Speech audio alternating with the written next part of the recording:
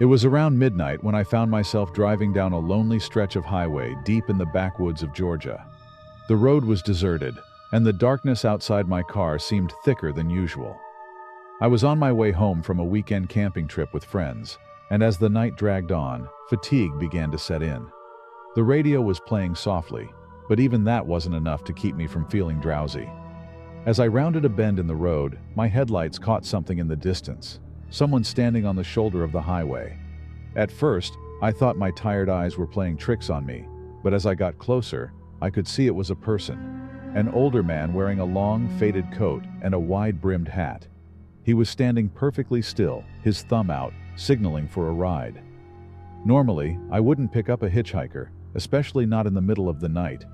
But something about this man seemed different. He looked harmless, almost sad.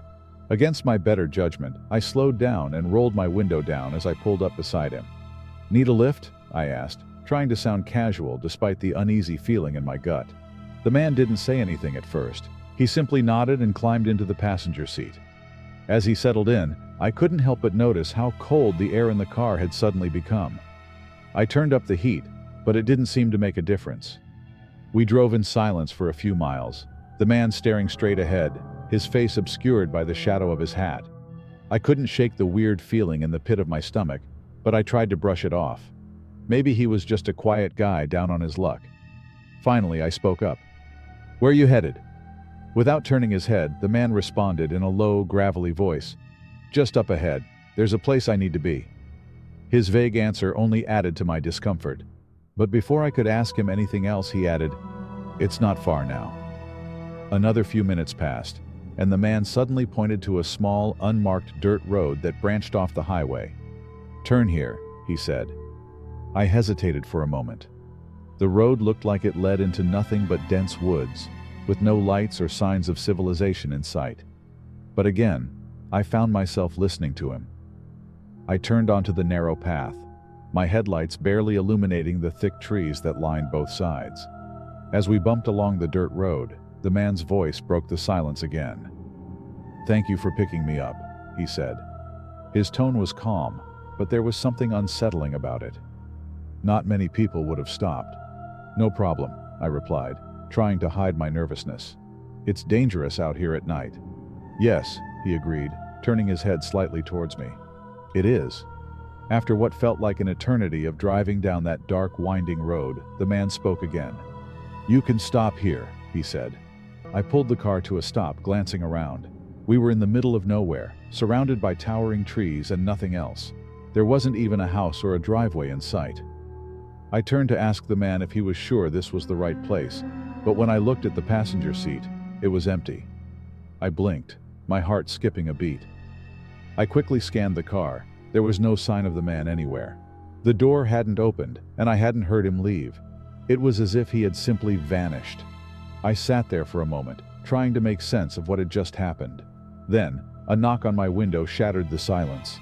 I jumped, my heart racing as I turned to look. Standing outside the car, staring at me with cold, hollow eyes, was the man. His face was pale and gaunt, his skin almost translucent in the dim light. He leaned closer to the window, and in a voice that sent chills down my spine, he whispered, "You shouldn't have stopped." I slammed my foot on the gas, the tires kicking up dirt as I sped away from the spot. My heart was pounding in my chest, and I could barely keep my hands steady on the wheel. I didn't dare look back in the rearview mirror, terrified of what I might see. When I finally reached the main highway again, I felt a small sense of relief, but the fear still lingered. I drove straight home, not stopping for anything, not even to catch my breath. When I got home, I collapsed into bed, but sleep didn't come easily. The next morning, I couldn't shake the feeling of dread that had settled over me. Out of curiosity, I did some research on the area where I had picked up the hitchhiker. What I found left me cold. According to local legend, the road I had driven down was known for being haunted by the spirit of a man who had been hit by a car while hitchhiking many years ago. They say he appears to drivers on lonely nights, asking for a ride, and if you pick him up, you'll never see him again. But the fear he leaves behind, that never goes away.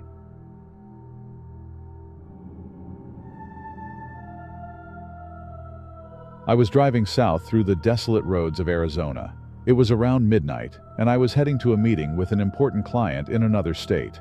Time was running out, so I decided to drive all night to make it on time. The road ahead was long and empty, illuminated only by the headlights of my car. The radio played soft music, but even that couldn't ease the tension building inside me. After a couple of hours on the road, I felt fatigue starting to creep in. I had downed 2 energy drinks, but I could still feel my focus waning. There wasn't a soul around, just the desert and the endless sky. That's when I noticed something strange. In the distance, along the roadside, I saw a car with its hazard lights flashing. As I got closer, I noticed a man standing next to it, waving his hand, clearly asking for help. I pulled over, rolled down the window, and asked what was wrong. "My car broke down," he said in a quiet, tense voice. "I need to get to the nearest town." Something about his voice made me uneasy. He looked like an ordinary man, but there was a strange intensity in his eyes. I didn't want to leave him stranded in the middle of the desert, but picking up a stranger was risky. After a brief pause, I decided to help him. I told him I could drive him to the nearest town, and he thanked me, settling into the passenger seat. We drove in silence, and the atmosphere in the car grew increasingly oppressive. The man sat motionless, his hands clenched into fists. I felt my heart start to race. Throughout the drive, I tried to avoid looking at him, but I could feel his tension seeping into me. Suddenly, after a few minutes, he spoke. "Do you know what it's like to run?" he asked, his voice trembling. "What it's like to know someone is chasing you?" His words genuinely frightened me. There was desperation and fear in his voice. I asked him what he meant, but he only looked at me and smirked. "They're getting closer," he whispered. "They're already near." My hands gripped the steering wheel tighter, and I felt a chill run down my spine. The man was behaving more and more strangely, and my instincts screamed that I needed to get rid of him, but I couldn't just abandon him in the desert. I tried to calm down and focus on the road, but his last words echoed in my mind. I felt goosebumps crawling up my skin. "Who are they?" I asked, trying to keep my voice steady, but it came out too nervous. The man slowly turned his head, and his eyes were filled with terror. There was something more than just fear in his eyes. It was panic, as if he knew the end was near. "They've always been there," he said quietly, as if afraid someone would hear him. "And now they're following me, us." My foot instinctively pressed down on the gas pedal, and the car sped up as if that could help us escape the invisible threat he was talking about. I decided not to ask any more questions. I just wanted to reach the nearest town as quickly as possible and get rid of this strange passenger. The night grew increasingly eerie. The darkness outside the car windows seemed thick, as if it wanted to swallow us whole. The road ahead appeared endless, and I couldn't tell how long we'd been driving. With each passing minute, the tension escalated. The man continued to sit motionless, his eyes fixed on something ahead.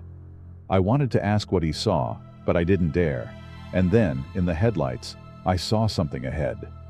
Several figures were standing in the middle of the road. They were dressed in long, dark cloaks, their faces hidden by hoods. I slammed on the brakes, and the car stopped just a few meters from them.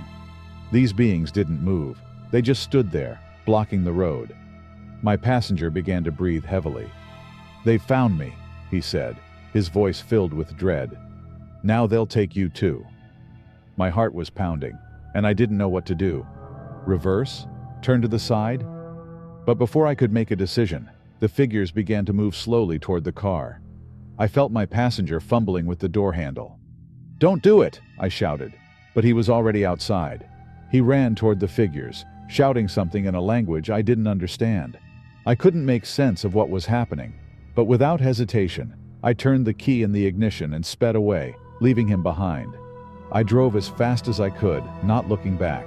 My heart was racing and my breathing was erratic. I didn't know what those creatures were, but instinctively I felt I'd made the right choice by fleeing. When I finally reached the nearest town, the streets were empty, illuminated only by the dim glow of streetlights. I pulled up to a motel and, panting, walked inside. The motel owner looked at me with concern, but I didn't say a word. I grabbed the keys and hurried to my room.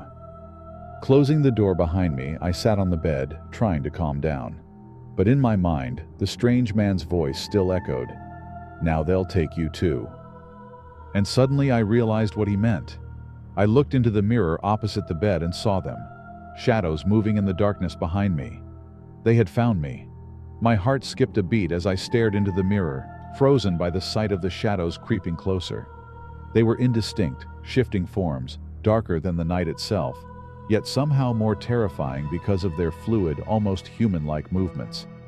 My breath caught in my throat, and I fought the urge to turn around, terrified of what I might see if I did.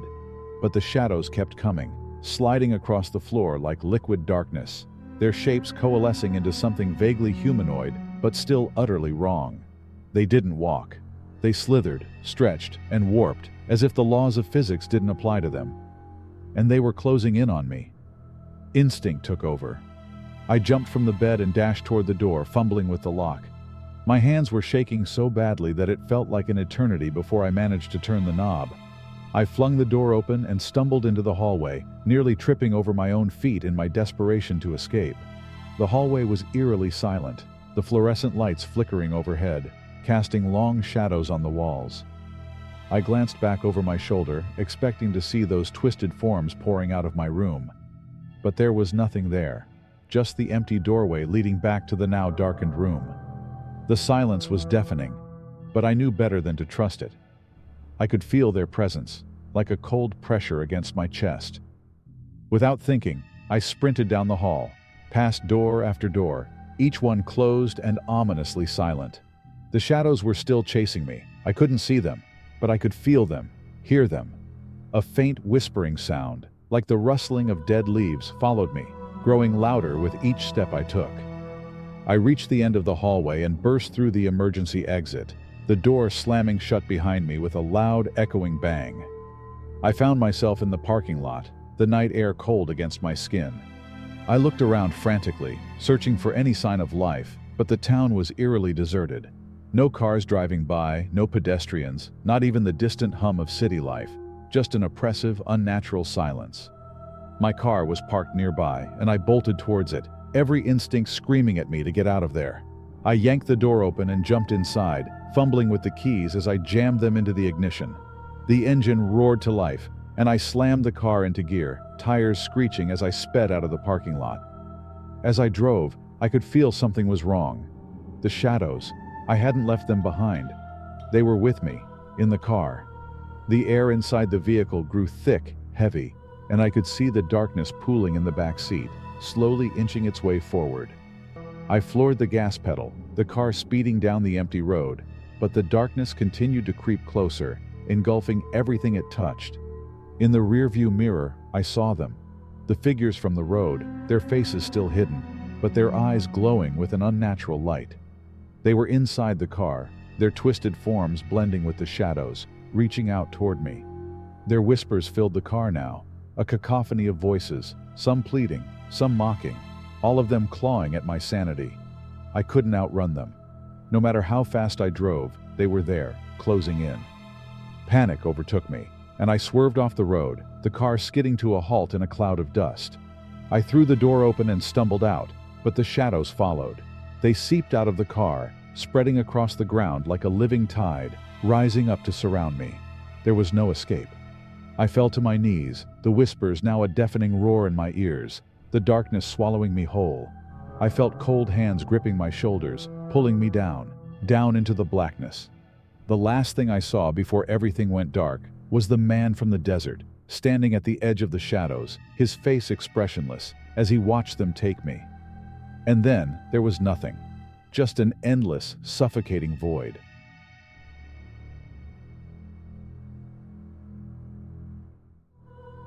I had been driving for hours, the black ribbon of highway stretching endlessly into the night.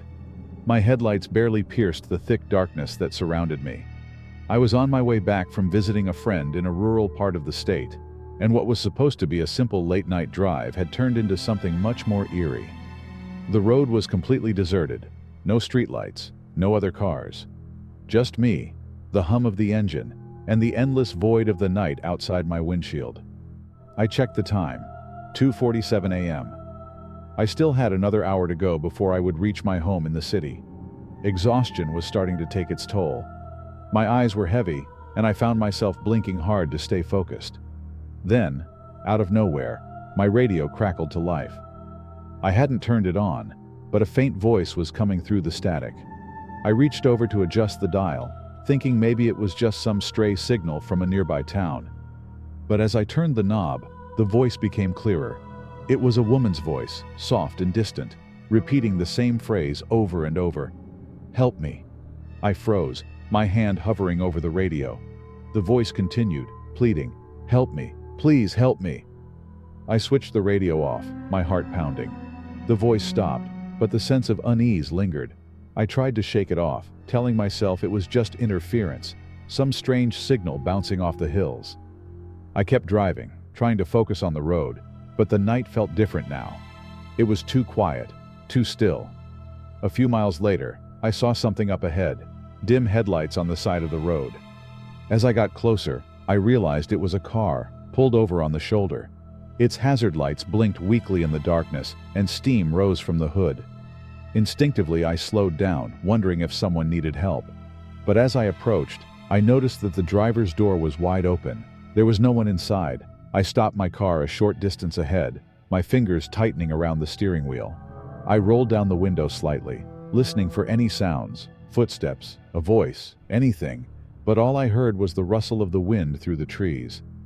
Suddenly, the voice came back, this time louder and more desperate. "Help me!" It wasn't coming from the radio anymore. It was coming from somewhere outside. My skin prickled with fear. I couldn't see anyone, but I felt the presence of something out there, watching me. I threw my car back into gear and sped off, not daring to look in the rearview mirror. The road twisted and turned, my tires skimming the edge of the asphalt as I pushed the car faster. But no matter how fast I went, the sense of being followed only grew stronger. The night seemed darker now, almost suffocating, as if it were closing in on me. I kept my eyes on the road, praying that I would reach the city soon. But then, out of nowhere, a figure appeared in the middle of the road. I slammed on the brakes, my car screeching to a halt just inches from the person standing there. It was a woman, her clothes torn and dirty, her hair wild. She stood completely still, staring at me with wide, hollow eyes.